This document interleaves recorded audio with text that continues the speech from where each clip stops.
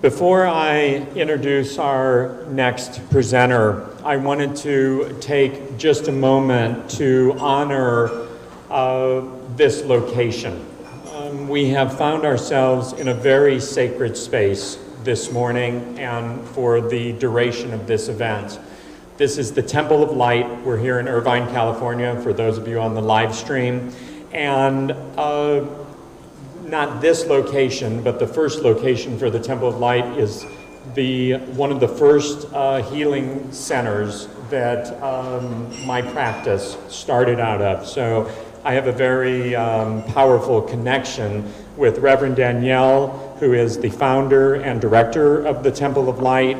And my experience with Reverend Danielle, and she will be speaking tomorrow, but my experience with her is that she always, and I repeat, always steps up to what is right, what source is guiding her to do, and the energetic that she has nurtured and fostered here at the Temple of Light is not just a wonderful beacon here in Orange County, but it truly touches all of us wherever we are. And so Reverend Danielle, and to your team of really amazing beings, thank you so much for being you and for sharing what you have with all of us. Thank you.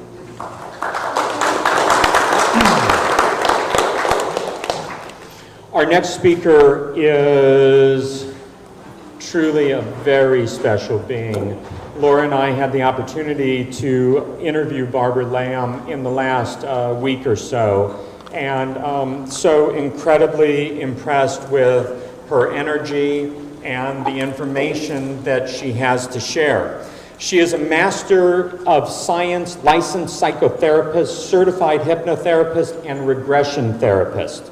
She specializes in regression therapy with people who experience various kinds of encounters with extraterrestrial and interdimensional beings.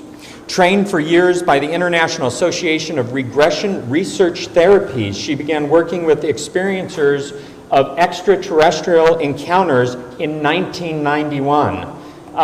This was not the most popular time for all of this, and so she really was blazing a trail, as she continues to do. She has taught workshops and for training regression therapists to conduct this important work. She is currently president of the Academy of Clinical Close Encounter Therapists and is a board member and writer for the online Journal of Abduction Encounter Research.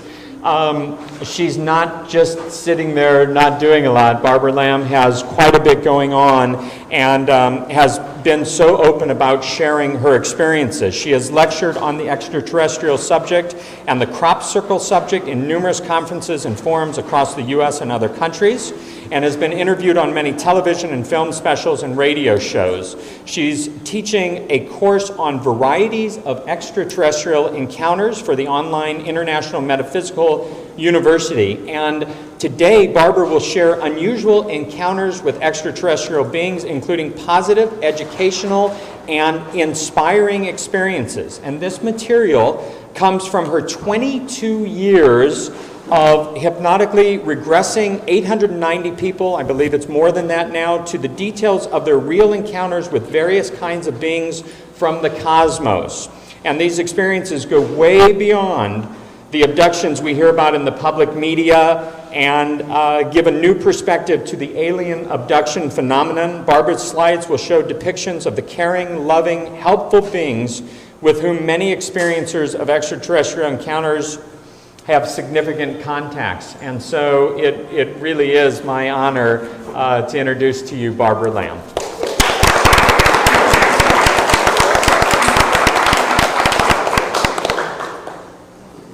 Wow, that was a really complete, this one? Okay. A really complete introduction. Wait a minute. Get a little adjusted here.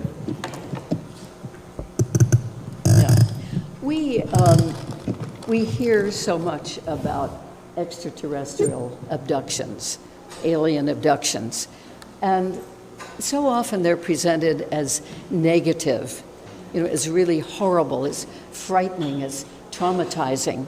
And so I like to not only acquaint people with that, but to acquaint them with the fact that there are some wonderful, wonderful beings out there whom we would consider extraterrestrial. And that some people of these 900, at least now, people whom I've done hypnotic regressions with, many of these people, go into the regression thinking, oh, I'm kind of afraid to find out what might have happened in that missing time experience, or when those beings suddenly showed up in the room and then I was blanked out and I didn't know what happened until I was returned a couple of hours later.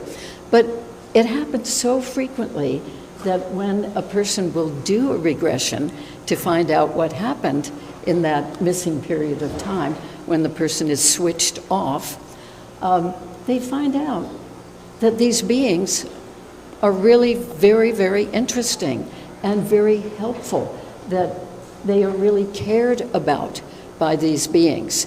Even if they do physical examinations and physical procedures with them, which most people do not favor having done, that they find out that it's for their own good very often, and that they are being watched over and cared for by these beings. So some people really come to like the extraterrestrial beings that they're having experiences with. For instance, one lady had repeated incidents over a period of many years of a tall mantis being coming and taking her. And at first, when she first found out about this in regression to an experience when she was 4 years old, she think, oh, he wants to take me away. And there were other beings too, like the little grays and various other ones in the group that had come for her. But it seemed like the big mantis being, who was at least 8 feet tall and had huge eyes, huge wraparound eyes, and very, very long limbs. I mean, he was just something she had never consciously thought about before, even though she was unconsciously having experiences. And she said, I don't want to go with him. This was when she was 4 years old. I don't want to go with him because he's a big bug. And she kept saying, as she was being taken up in the air to a craft by him, she was saying, well, he's a big bug. I said, well, are you doing okay? I mean, is it all right? And, I mean, how are you doing? She said, well, I'm fine, but he's a big bug. And so, you see, we humans so easily judge each other, don't we? And we put a negative point of view, thank you, on each other. And especially about beings that are so different than we are, and that look so different. But anyway, this woman, doing the regressions to various periods over her lifetime, realized that the mantis being, this insectoid, we could call him, that's one of the names for them, was just loving, unconditionally loving and sweet and very, very caring. Granted, from our point of view, he didn't look like that, but he certainly was. And one time she had an experience, an encounter, abduction, and her little granddaughter, who was about age 4, was visiting her. She was babysitting her for the weekend. And the mantis being came, as he so often did, and he took her and her 4-year-old granddaughter. And at first, this woman, my client, was concerned. Oh, she's going to be frightened because, you know, he looks like a big bug. But he was so sweet and so dear with this granddaughter. It was a lovely experience. And the little girl actually, surprisingly, didn't feel that kind of fear. Maybe because she knew that her mother had gotten used to this one, and her mother had come to really love this being. And so the being took her out into what seemed to be a big platform, big round platform. in space, and they were doing games. He being 8 feet tall, held hands with the woman and her little granddaughter, and they circled around. They played games like Ring Around the Rosie. I mean, how he knew about that, I don't know. And it was a wonderful introduction to the little girl about having extraterrestrial experiences. Then there was another woman I worked with probably 80 times or so over about a 10-year period. And so we met lots of beings. I met lots of beings through doing that regression work with her. And always, from earliest childhood, she loved the 3 little white guys, as she called them. Oh, my sweet little white guys are here again. Good, I'm going to have an experience. And it was wonderful that her sister shared the room with her.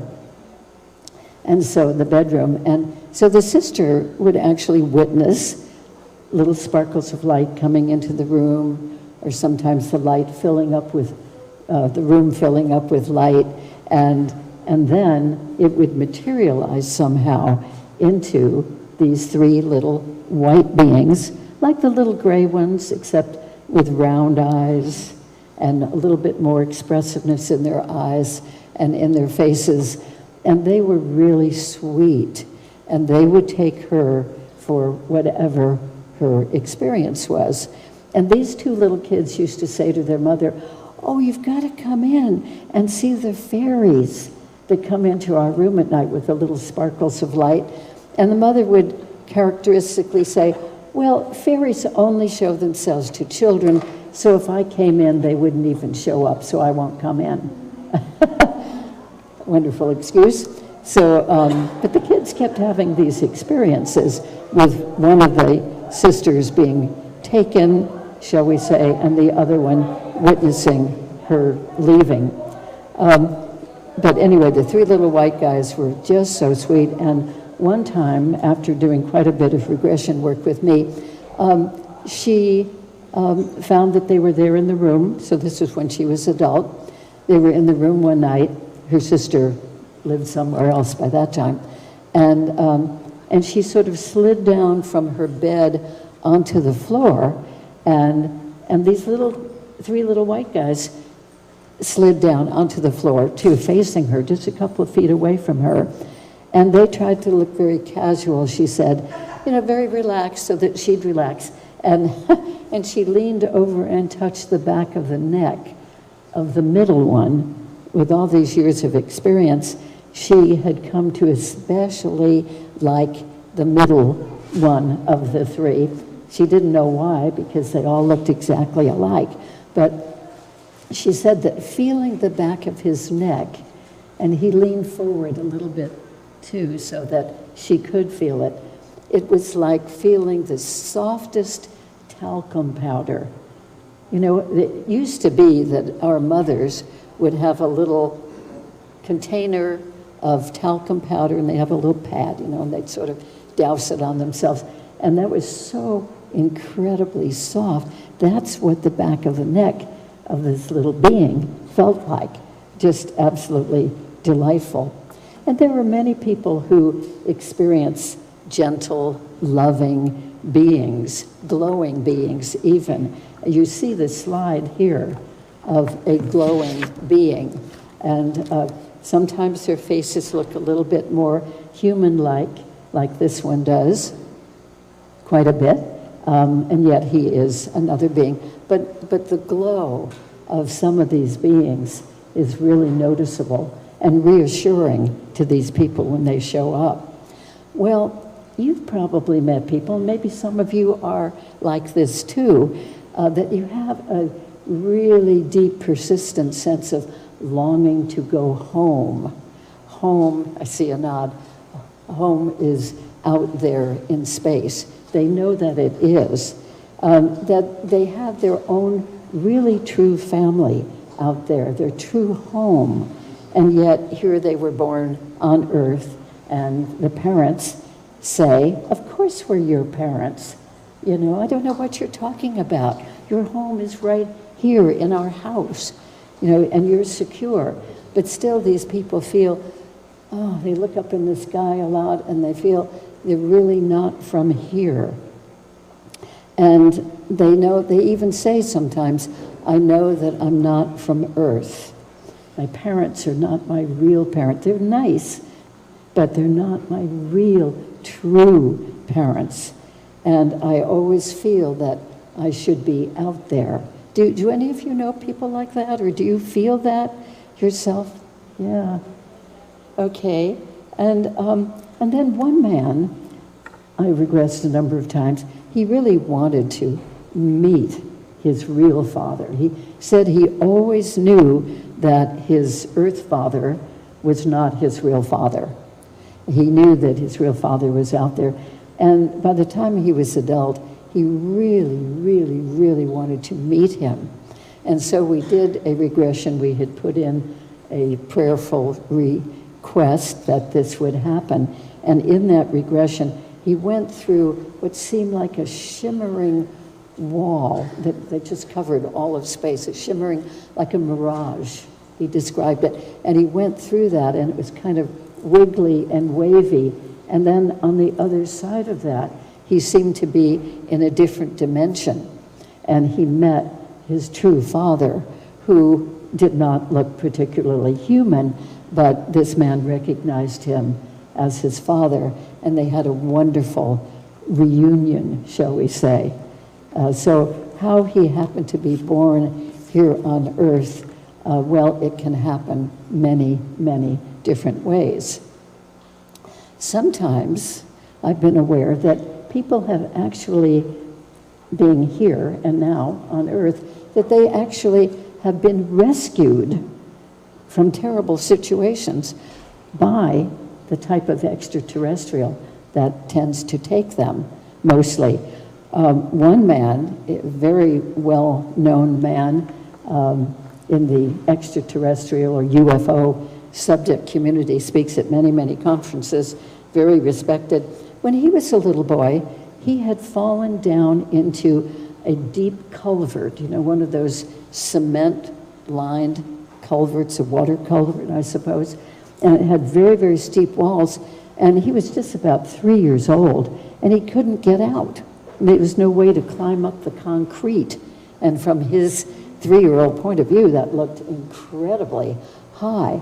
Well, he was really forlorn, and there didn't seem to be anybody around to call to for help. He had wandered off, and then suddenly he was aware that he was scooped up.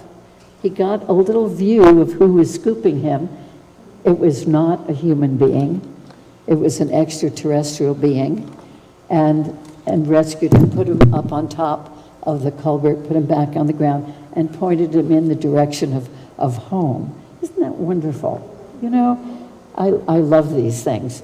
And then there was a woman I regressed to, who when she had been a little girl, had wandered off into the woods, the very thick woods, way away from the people she had been with. And she was totally lost, and it was starting to get dark. And she was crying, and she said, "Oh, please, I need help." Well, she got it, because a being, and it turned out to be one of the beings that she frequently saw throughout her lifetime. Anyway, the being came and took her up and out of the woods, sort of flew her up, floated her up, shall we say, and out, and put her in the field or the yard where she would be able to see her house and walk home. And then there was another lady who unfortunately was being molested by her grandfather, and she didn't know what was going on. It was beginning to get painful, and then suddenly her beings, 3 beings, whom she had been working with a lot and continued to into adulthood, they came and they pulled the grandfather off, and they took her away, and they put her in the garden shed, and they locked the shed.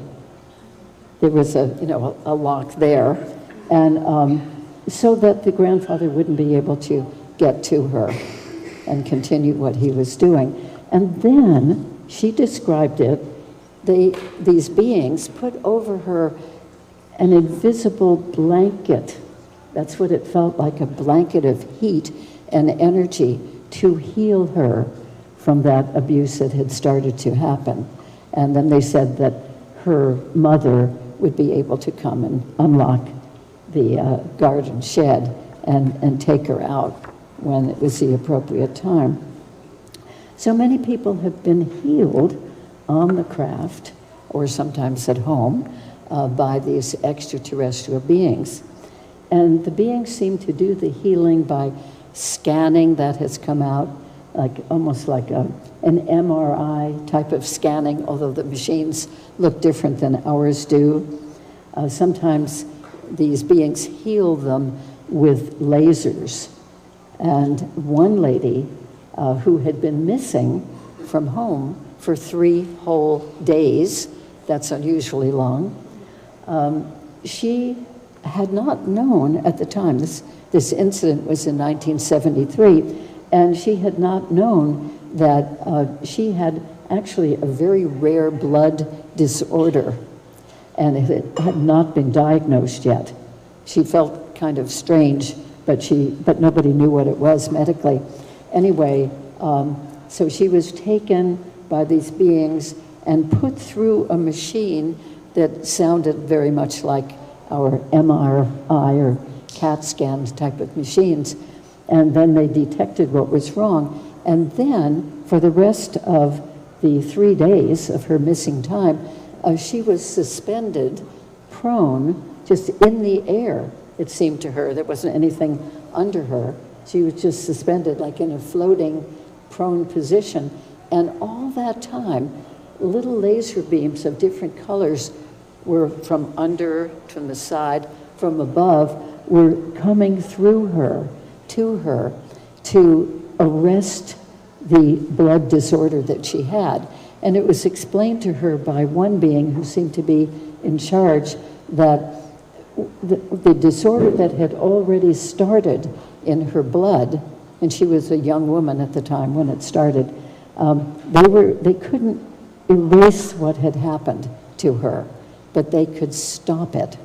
And so that's what the laser beams were doing, were treating her, healing her, and stopping the development of the blood disorder.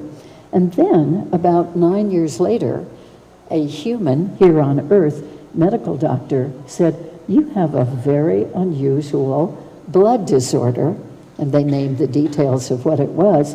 And they said the amazing thing is that it progressed to a certain degree, and then it looks like it didn't progress after that, and it still hasn't. You know, from 1979, that diagnosis was. So that's just a wonderful kind of thing. I love this. And then sometimes they do hands-on energy healing, like Reiki type healing. Sometimes they do surgery of different conditions that people have.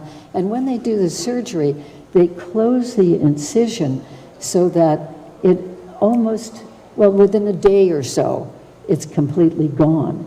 It's completely healed up. I wish that we had that too.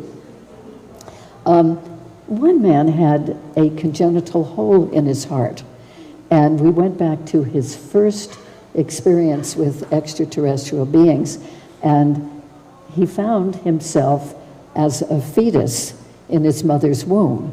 This was his first ET experience in this lifetime. And as a fetus, he was aware that at one point his mother was probably sleeping. There was a whole feeling of wonderful warmth coming to him in his mother's womb. And then he was aware that there was a being out there, and the being said, "I am taking care of you because you have a congenital hole in your heart. And when you were born, if this is not fixed, then you will not be able to live. So I am here to assist you with this. And what I am doing," the being said, "is to put an invisible electromagnetic strip over the hole in your heart." And that was what the warmth that wonderful feeling was, a lovely energy.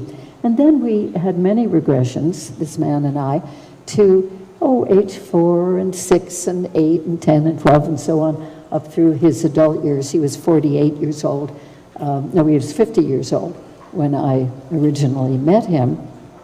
And he started to do this work. And every time he was taken to a particular craft, this being would step forward, put him on a medical table, and do another episode, another layer maybe, of putting the invisible electromagnetic strip over the hole in his heart. Well, at age 48, 2 years before I met him, he actually had to have medical surgery. And his wife, fortunately, was a surgical nurse, and she'd witnessed many surgeries, assisted in them, and she was given permission to be in the operating room. And she was a witness to, the man, of course, was unconscious with anesthesia, but she was a witness that the doctor, during the surgery, said, "This is fantastic. This man has a hole in his heart, the size of a silver dollar. I don't know how he's been able to live." And so then they did the regular medical surgical procedure, and he continued to live. But it's just wonderful. I love it when we get validation about certain things that happen with the extraterrestrials, and there's a witness or there's a statement like this that shows us that, yeah, okay, this isn't just this man's imagination. This apparently really happened. So other conditions are healed too. Many of them come through the regressions that I've done. For instance, back problems, all kinds of back problems, neck problems, liver problems, headaches, like migraine headaches, cancer. I've regressed people who had serious life-threatening cancer in their colon, in the breasts, for men in the prostate gland, other women in various parts of their reproductive system, and it's been healed by extraterrestrials. Don't you wish that we had this here, that we could do that with anybody who has cancer?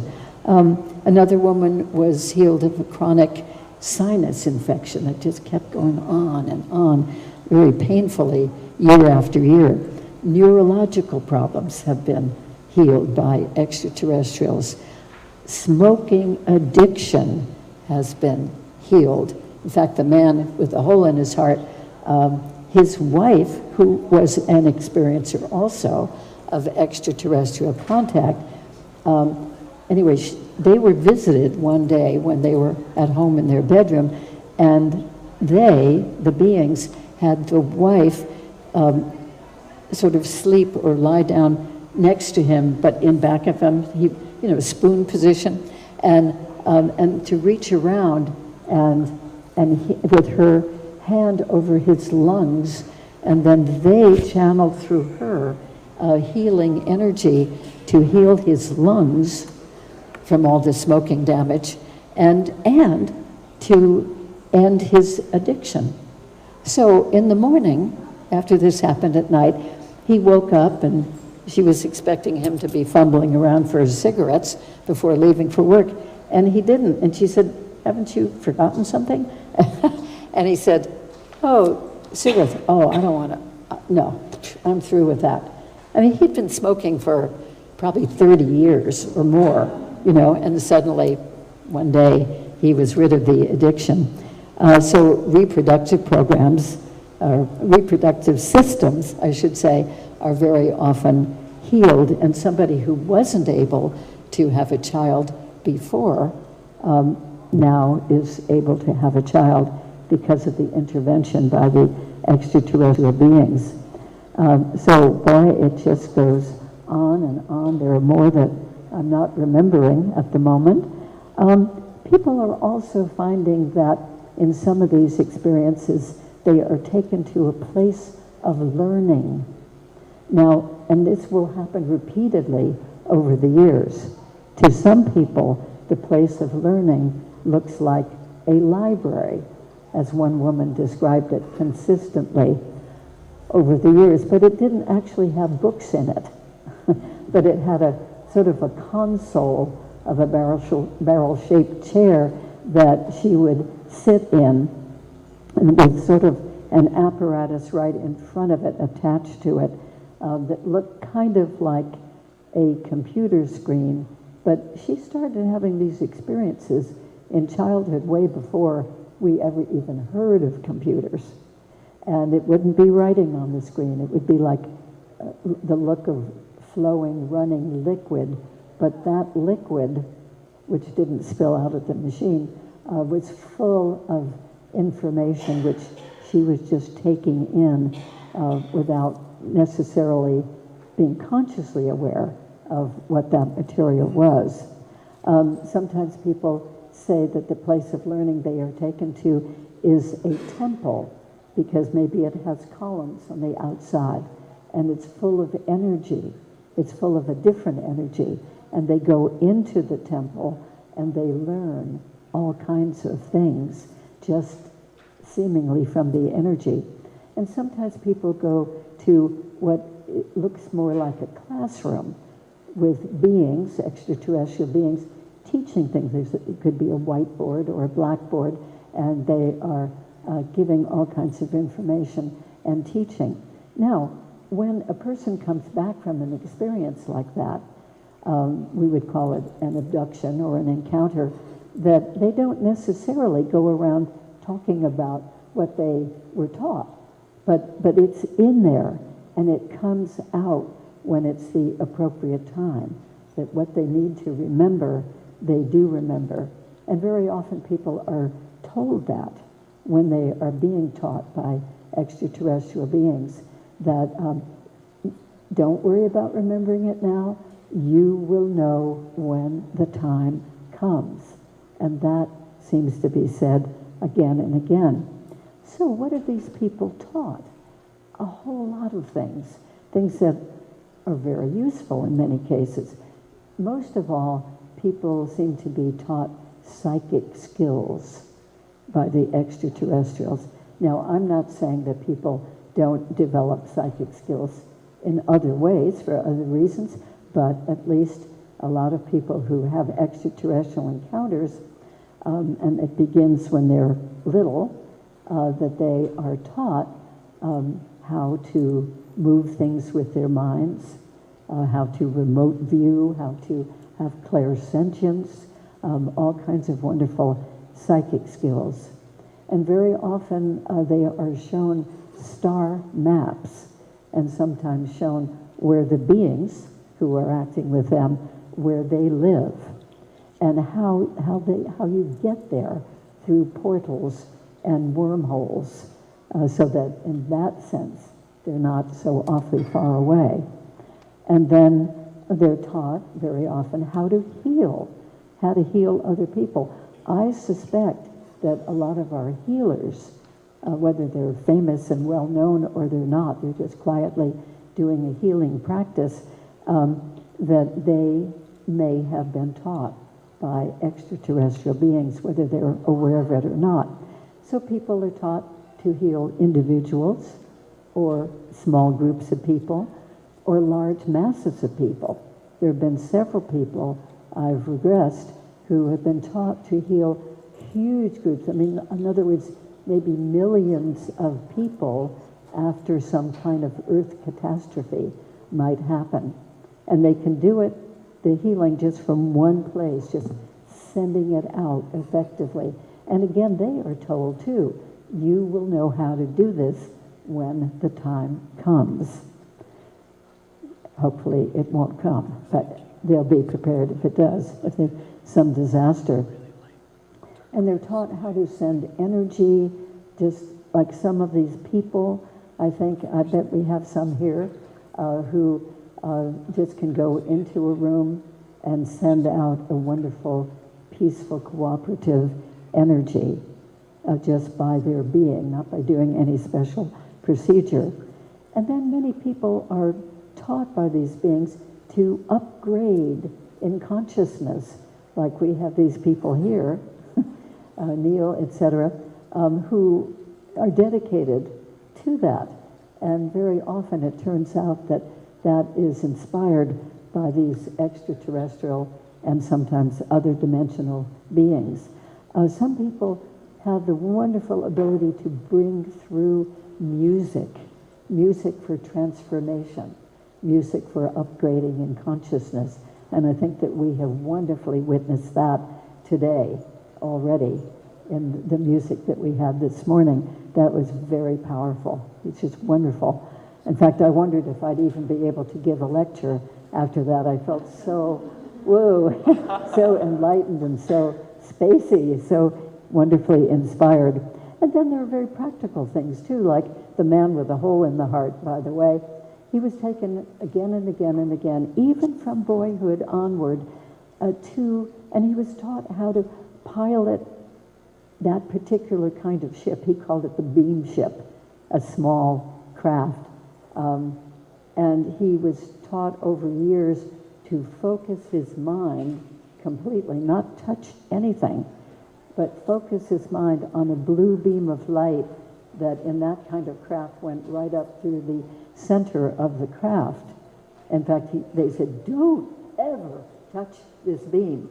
It's so powerful with energy. But he was taught to focus his mind in such a way that he'd be able to pilot that ship eventually. And so he'd have 2 or 3 other beings while learning this technique, have other beings standing right with him. And they would be tuning in telepathically to exactly what his thought process was. And so as he was learning at various ages to concentrate on the beam, they'd say, no, that was a stray thought. No, bring it back. No, focus again. Don't stray away from your focus. And so eventually, this is so thrilling to him and to me, he was able to pilot, this is when he was fully adult, able to pilot the ship, and just with his thought, only his thought, pure concentration, took tremendous discipline. And then, with the last regression that we did, he was not only piloting that ship, but he was piloting, let's say, he was in charge of 7 identical ships. They were all flying in formation. And whenever he would think, up 30 degrees or down or to the left or turn around or whatever, that the instant that he thought that, it happened. Not only with his ship, but with all the 7 ships. I mean, it is just amazing. And he was thrilled. So many people have what we call missions from these beings, and that they're visited at various points throughout their life, and they get an extra little boost, a little encouragement in doing their mission. So what I mean by that is, for instance, one woman, her life mission, and she was passionate about it, she was here in Orange County, by the way, she was working for animal rights, animal protection, anti-vivisection, etc. And every moment that she wasn't working at her job, she was promoting animal rights. Another woman was coached by her extraterrestrial, a female extraterrestrial in this case, and coached over a period of time to work with autistic children. Many people are coached and encouraged in their mission of working for ecological concerns, and some are coached in helping to increase spirituality in the populace. Some are coached, or their mission is to feed hungry people here or abroad. Other people are encouraged to give medical help to people. I think in terms of Doctors Without Borders, for instance. And I just wonder if some of those people at least, have a mission that is inspired and encouraged by extraterrestrial beings. I don't know them personally, so I have to only wonder about that. And some people, like myself, I think, get encouraged in a mission to acquaint people with the UFO phenomenon and the extraterrestrial phenomenon, and to help people to be aware that maybe we will be meeting them in a more open way. So some of us, I think, are sort of paving the way for people in the populace to be more open, not freak out, about extraterrestrial beings actually showing themselves more than they actually do. And then some people are bringing in a lot of information, technical information, about developing free energy technology.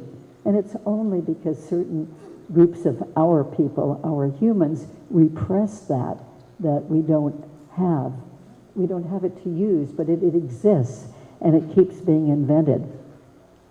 So some people seem to be preparing for extraterrestrials coming and showing up on Earth. And some people, I think I'm one of them, seems to be preparing people for hybrid beings living here, that is part extraterrestrial and part human. And then some are very eager, interested in working for official disclosure of the whole UFO phenomenon and these other beings. And some people seem to be really dedicated to helping raise people's consciousness and helping raise our vibrations. And along with that, or an outcome of that, is that some of us are being prepared for participating in the galactic community. The regular consciousness of so much of human beings, not those in this room, I'm suspecting, but the regular run-of-the-mill human beings addicted to television and so forth, that some of the rest of us may have the mission to help raise them in consciousness and help to upgrade society so that eventually we will be able to participate in the galactic community. And some people are just wonderful at helping people to connect with the all, to have that loving feeling, connecting with our hearts. And some people discover in their regressions that they're being taught about love. Just last week, I had a man from Spain here in my office in Southern California, and he did a regression, and he knew something had happened on a particular night, but he had no idea consciously what it was. This is very typical of people who experience extraterrestrial encounters. So in this case, he had sort of been inspired, this is typical, inspired to go to a certain place. In this case, it was to step outside of his house at night. And actually, he was at a retreat center when this happened. Stepped outside of the retreat center, even though the program was still going on. And he saw a craft go by, and then he saw a second craft come closer and closer and closer. Then he was aware that 5 extraterrestrial beings were around him, and they were stroking his shoulders and his chest, and across his shoulders, the back of his neck, and his upper back. And he said, oh, it was just so sweet.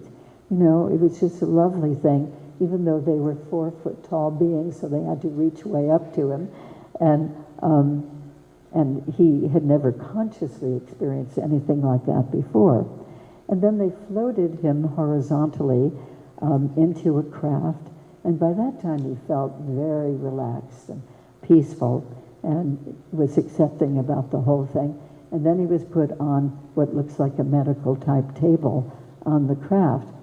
And then without doing surgery, he said, they reached into his heart to heal it. Now, his father had died when he was 3 years old. That's kind of a tough beginning. And his stepfather, who took over and was, you know, a pretty decent father type figure, he committed suicide when this man was 20 years old. So he lost his father and his stepfather. And then along about that time, age 20 or so, the woman he really, really loved, his first serious girlfriend, broke up with him. So he had lots of grief, this poor guy. So they were healing that grief in his heart. And they said things like, open your heart. It's okay now. Love is the answer. These were direct quotes that came out in the regression. Through love, all things will come to pass. And they also said, nothing will happen without the will of God. And they also said, heaven is above and heaven is all around and below. You just have to find it. And then they used a blue light, a blue healing light to help that distress in his heart.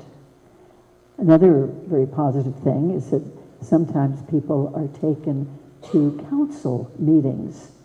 Now, these could be, anyway, all of these people who have these experiences are, I hope that's obvious, experience of extraterrestrial encounters.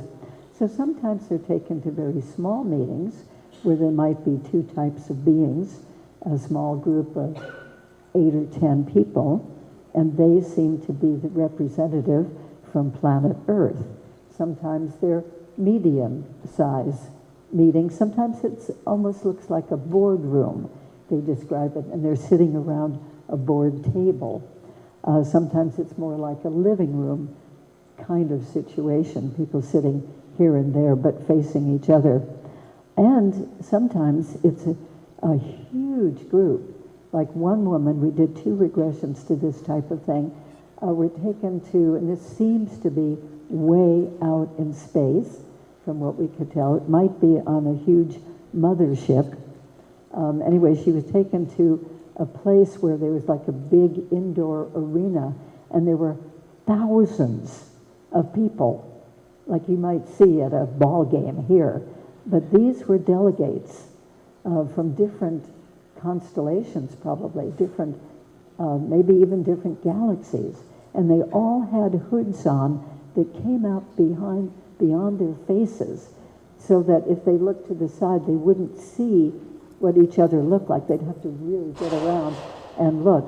And the reason for that seemed to be that there were so many different appearances of these different kinds of beings that maybe it just kept it simpler. You know, they wouldn't be, reacting to, oh my gosh, look at that type. You know, that would be at a minimum. And they were discussing things that were happening on different planets, different items of concern, and they were discussing the problems on planet Earth. And in one of these meetings, it was very interesting. They were asking the humans' opinion about a certain matter, and that was that they recognized that long ago they had made a serious genetic mistake in partly, genetically engineering us. And the mistake was that they had created this hostile ability to have hostile reactions and to be warlike and combative, as well as fiercely, in some cases, competitive. So since they had helped to make us that way, us humans, then the question, the moral dilemma was, should they then intervene with enough human beings to correct that genetic mistake so that more and more humans would not have that pugnaciousness and that hostile reaction? But if they did that, then that's considered interference. And do they have a right to intervene or to interfere with life in that way? It's a very interesting question to think about, I think. So council meetings are very important, and I think, you know, it's wonderful that we're being represented, and we don't know that we're being represented mostly, but there is this big group out there, similar, I would think, to the United Nations, and different people have the opportunity, or different beings have the opportunity for different input. Now, some people stay right where they are at the moment instead of being what we call abducted, and then they're downloaded with a tremendous amount of information. So I came across this by regressing about 3 people over a period of a year or so who were given feedback that on a certain occasion when a UFO was seen in the area, that this person would be so deeply asleep, it appeared, that the person could not be awakened. In one case, a man was on a camping trip, and the rest of his family, there are about 12 of them, staying in one big tent, and the rest of them were bright-eyed and bushy-tailed and looking at this UFO at night. And this one man, my client, he just didn't wake up, and they were shaking him and practically jumping on him, saying, "Hey, you'd love to see this. You know, you have interest in UFOs. Come on, wake up, wake up." And they couldn't wake him up. In the meantime, we realized, because of the regression, he was downloaded with tremendous information which would be used in the future when the time comes. And so that certainly has happened with more than one person I've regressed. And so sometimes people are downloaded with breakthrough technology, art for transformational purposes, and depictions of other dimensions, other dimensional landscapes, other dimensional beings, very inspiring and beautiful. Or ecological work, as I mentioned before. Some are downloaded with information about greater evolution that we need to do. We need to have that before we venture into space and meet other species, because we can be pretty dangerous as it is now. And these people are told, again, that you don't need to consciously remember this material. You'll know it when it's needed, when the time comes. And then we hear of, I'm sure all of us have, of people who channel extraterrestrial beings, like, for instance, Daryl Anka, who channels Bashar, and Sean Randall, who channels Torah. Penny Harper, maybe you're not so familiar with her, she's in Southern California, and she channels Zohar. And these beings are extraterrestrial. They identify themselves and the type of extraterrestrial that they are. So some people are taken beyond the veil. At least this is how they describe it.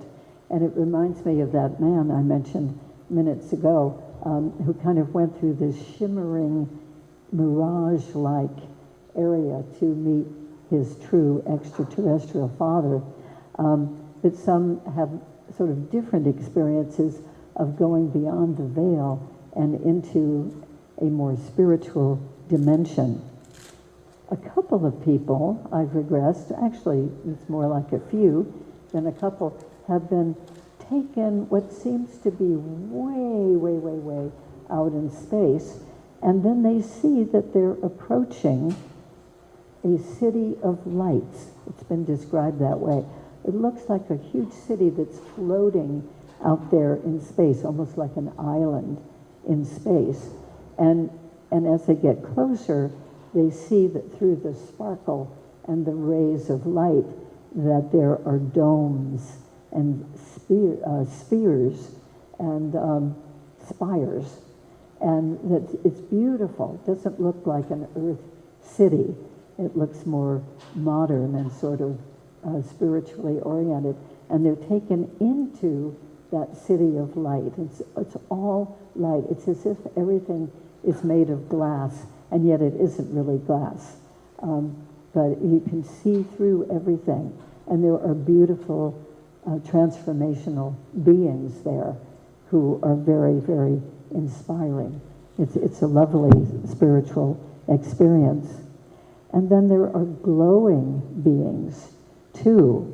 And then one lady had an experience of being taken to a small, like a boardroom, and there were her type of extraterrestrial, that is the type that usually took her, and then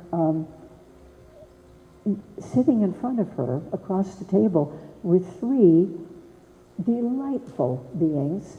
She could hardly see the features of their faces because they were glowing with radiant blue light all around. And they tinkled. And she was so ecstatic that she couldn't participate as a delegate in this council meeting. She was asked questions. And she said, I just can't. I can't focus. I mean, these beings are so beautiful, so delightful. It was said that to her that they were from one of the Pleiadian planets, and the tinkling and the sparkling and the glowing and the smiling of these beings, or at least the sense of their smiling, that she said, I'm sorry, I'm undone, I can't participate, and they took her home and didn't bring her back as far as we know. But and then another lady who had probably experienced 50 regressions with me over years, and she was the one who talked about the big bug, the mantis thing. Anyway, she was taken on one occasion to a craft. It was the usual thing of being abducted from her bed at night. But by this time, she'd gotten pretty comfortable with the whole thing. We'd done a number of regressions.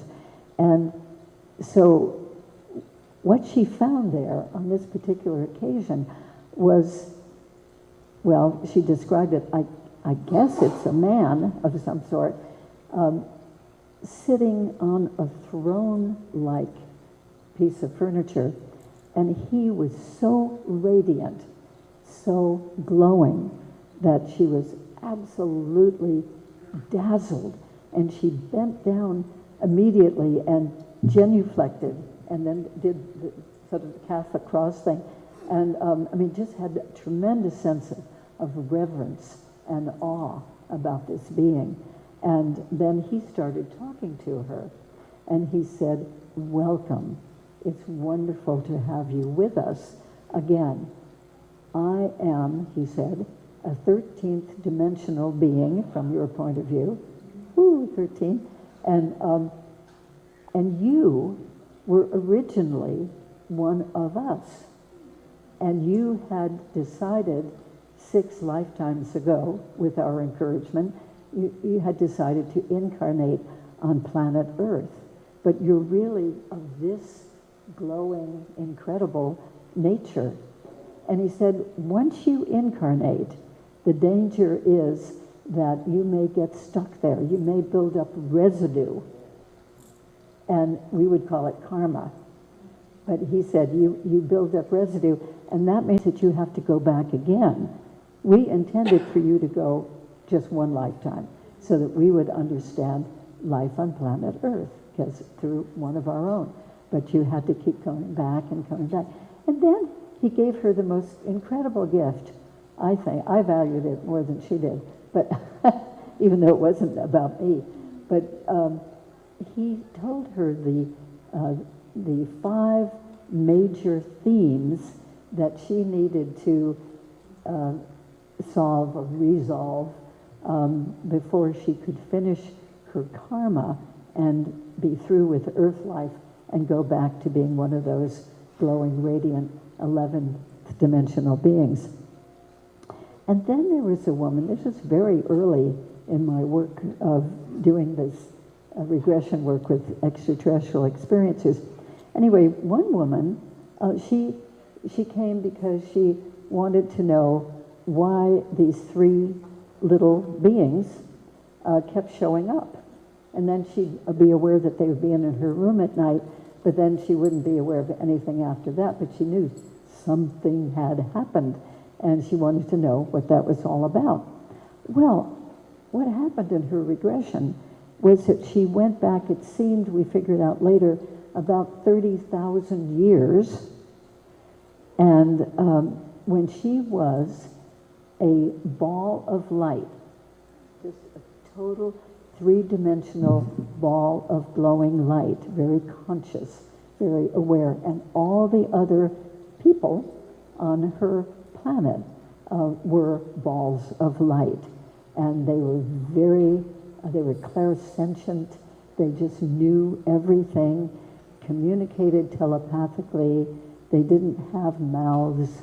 They didn't operate the way we do at all. In fact, they'd float around, and then as their energy of their ball, that they were very conscious, as it would be receding and kind of retracting in, then they would make sure that they would float into an open temple-like building, a round temple, because it had columns. So she described it as a temple. And in there was an increased energy. So they didn't eat food. They just went for an energy. We were just floating in and getting refurbished. The energy would be expanding out again, and then they'd leave the temple and go on about their business. And so she described, we figured it was about 30,000 years ago, she described changing slowly over time in a craft heading toward way out there, planet Earth. And we say 30,000 years because there were people living in caves and doing cave paintings and that sort of thing that she was incarnated into. And she's been here ever since, like probably most of us have, too, building up karma, coming back again and again. And I thought that was a really wonderful story.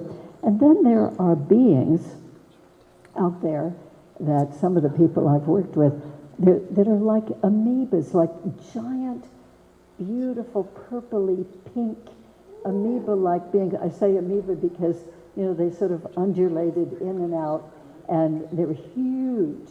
The person would be taken usually by one being, not in a craft, but way out, what seemed like out in space, and then they'd see this big being looking kind of like a jellyfish. You know, you could look into it, sort of, and so they'd have a mixture of feelings at that point. I think I'm getting closer. I think I'm being taken to it. What's going to happen? But as soon as they got in, they found the most wonderful experience imaginable, that they had clairsentience. Everything they'd ever wanted to know about, they knew instantly, and they felt unconditional love. So much unconditional love that when the being who had taken them there went to get them, say it's time to go back to Earth, oh, they didn't want to. One man whom I was regressing to this type of experience, with never having heard of it before consciously, but yet it happened to him, he had tears streaming down his cheeks of the wonder, the beauty, the consciousness, the spirituality of it all. And then the tears turned to tears of, no, I don't want to have to go back there. Are you kidding? Go back to Earth after this? It really is a come down. Another woman had an encounter with a beautiful big being. She described more like a manta ray being. It was huge, seemed to be out in space. It seemed to be luminescent. And she said, it's just swimming around in the universe effortlessly. You know how manta rays do that? Oh, boy. I had a great experience once with a manta ray. Anyway, where I got that feeling. And they taught her multi-dimensional beingness that she had never even thought about before. but she experienced it. And she felt extremely privileged and was taught to experience the wonder. And then loving beings sometimes show up in the bedroom.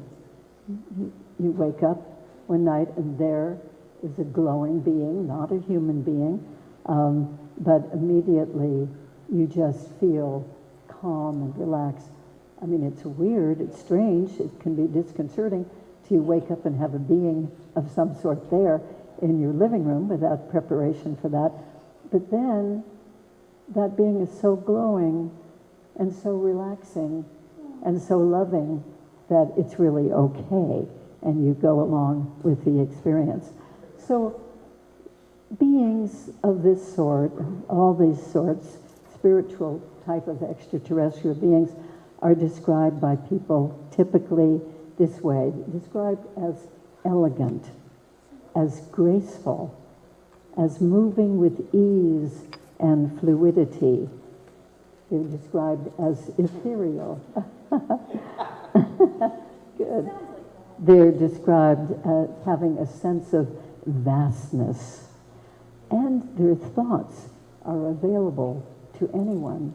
There's nothing hidden, there's nothing blocked off like we experience each other.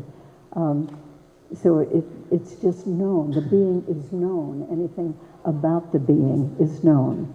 They are described often as beaming with light and as being infinitely loving and sending out energy, helping us to develop and evolve.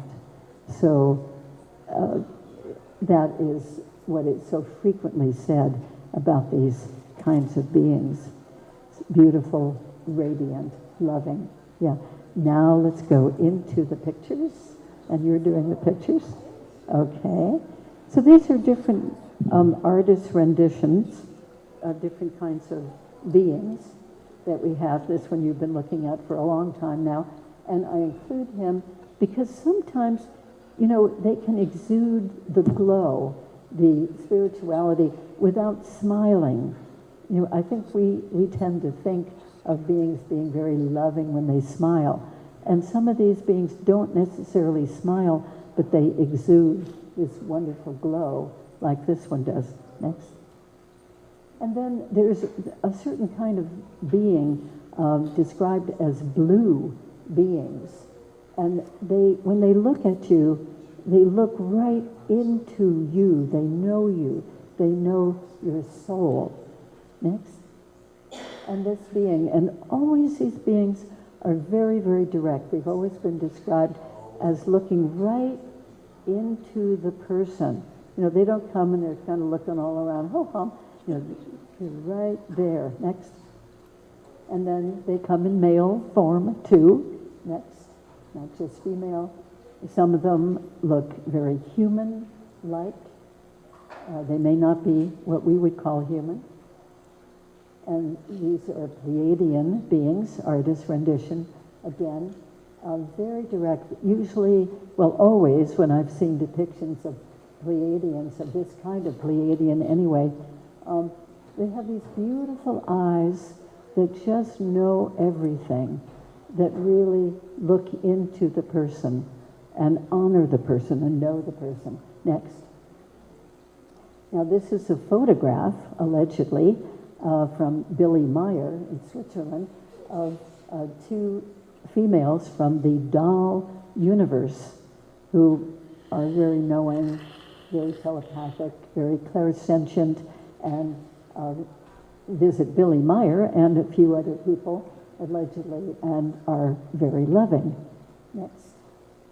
And this is Azcat. Have some of you heard of Azcat, who visited Billy Meyer for many, many years from the Pleiades? And again, very good being, very knowing, fine being, and looking very human, although not entirely. Her earlobes are especially long. Next.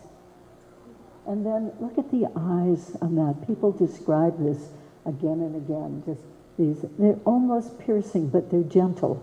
You know, they see everything in you. You are really known. And unconditionally accepted. We might think, gee, if somebody really knew me, they wouldn't accept, you know. But these beings, they see you and they accept everything. Next. Now, you see, this is a wonderful depiction because some people are so open to learning from the extraterrestrials and they want to see a craft. I know somebody right now who, oh, he is just so eager. And so some people really welcome a UFO. They welcome the contact. Next. And then I mentioned the downloading, where somebody seems to be so deeply asleep that they can't be awakened. And this is a lovely depiction, I think, that is a craft up there. And just getting all this downloading of information and of spiritual well-being. Next. And then some of these beings look like powerful beings, almost maybe angelic types. Next. And this one too, loving. She's looking toward Earth and in a very loving way. Next. And this guy,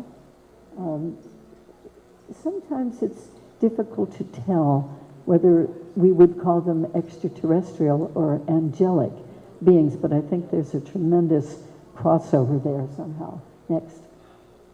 And then I mentioned the glowing man on the throne, the 11th dimensional being. Some of them you can hardly even see the being in there through the glow, because the glow is so intense. It's so bright. Next. And this one too, you can see the figure toward the bottom here, and surrounded by light and by sparkles of light, and glowing, a radiant glowing being. Next.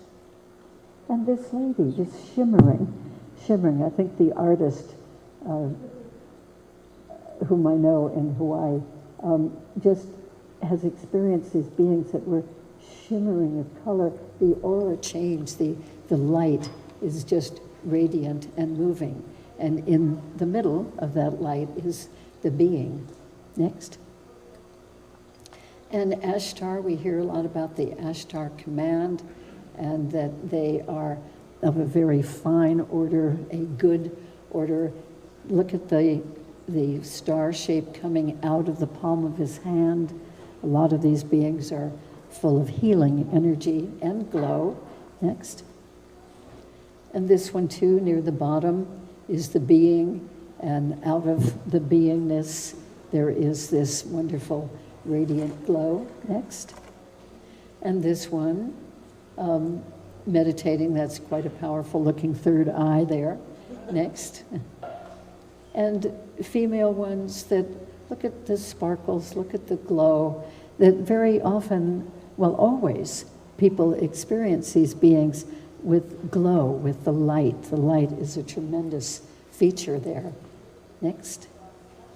And the loving beings, various types of beings there, different species of extraterrestrials, but all very, very positive, very loving, very conscious beings. And some Earth humans have the privilege of being taken for encounters with them. Next. And just a close-up of the same pictures. The man on the right in the white has the privilege of having that kind of encounter. Next.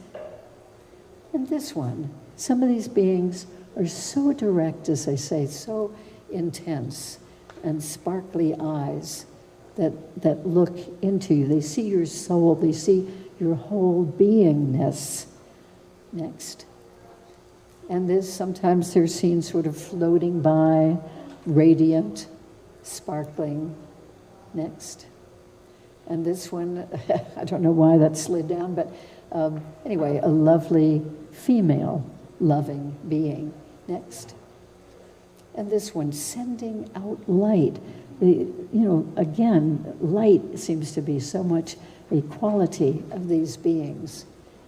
Sending out light, surrounded by light. He has almost a halo or a corona of light. Next. And sometimes people have that sense that they're being looked down on, like they might wake up at night and they see a being like this. Very frequently, but not always, they're described as blue, or they have a blue light about them that emanates from them. Next. And then this one, unusual looking eyes, but an other dimensional being having come and visited somebody. Next. And this one, now look at how compassionate. I mean, isn't that an incredible picture? Just so open, compassionate, loving. Next. And this one, sometimes you don't see the face, but you see the being, again, the blue, the sparkles, the light. Next. And look at that. Now, if you woke up or if you had an encounter with somebody who looked just as loving and accepting as that, wouldn't that be a nice experience? It would be so wonderful if we here would be more like that. Yes, next. And a female counterpart of that one who doesn't look entirely physical. That seems to be typical with these types of beings. There's a suggestion of the humanness and the physicality, but yet they don't necessarily have solid bodies the way that we do. Next. And this one is fine guy, somewhere else looking more human, but fine, loving, evolved. Next. And this one, again, the sparkly eyes. People describe these so often as this being had the most sparkly, beautiful eyes. They were just so present, so with me. Next. And this one, too, the little halo around loving being. Next. And this one, sometimes these more spiritual beings seem to be stern. It's not stern in the sense of being mean, but stern in the sense of this is serious. We are here to seriously teach you. Next. This one. Some of them are just more acceptable to be visited by. I mean, I think if I saw him, I'd be really responsive. Next. And this one. And look at the glow coming out of his right hand, the healing energy, very fine. Next. And this one, the glow, the UFO in the upper right corner, the direct gaze. Next. This one, and again, the healing energy from the right hand. That seems to be present with a lot of them. And then Semyasi, the Pleiadian being who visited Billy Meyer and others, I'm sure. Very wise, very knowledgeable, and very loving, very accepting, inspiring. Next. And then there are these beings, and I've heard of this many times, that, in fact, I've seen them myself, that are almost transparent. You could look for a while and not even know that there are beings there because you can pretty much see through them. But they're very fine beings, and they have, the balls of light showing with them. Next. And then I've had a number of people wake up and there'd be a blue being, and they realize that this blue being right there in their room is surrounded by light. And that's the kind of being that they usually are very happy to go with for their encounter. Next. And then these beings, this was in one of my experiences, and they were kind of undulating like seaweed in the water, like kelp flowing. And they were exquisite. Next, please. And then some beings come as what we would say would be a ball of light, and very, very conscious, giving information. Next. And then this man, and now this Extraterrestrial on the top. We might not entirely feel comfortable with one of those coming, but he is inspiring the man to help planet Earth. He's, in a sense, activating that in his brain. That's one of those missions. Next. And then we have this beautiful glow. The healing process is going on from extraterrestrials to this abducted man. And, but he will be very glad that this healing has happened. Okay, next. No, okay, just quickly, next, through the next three. And one more, yeah. And then just wanted to point out that this is my book about extraterrestrials.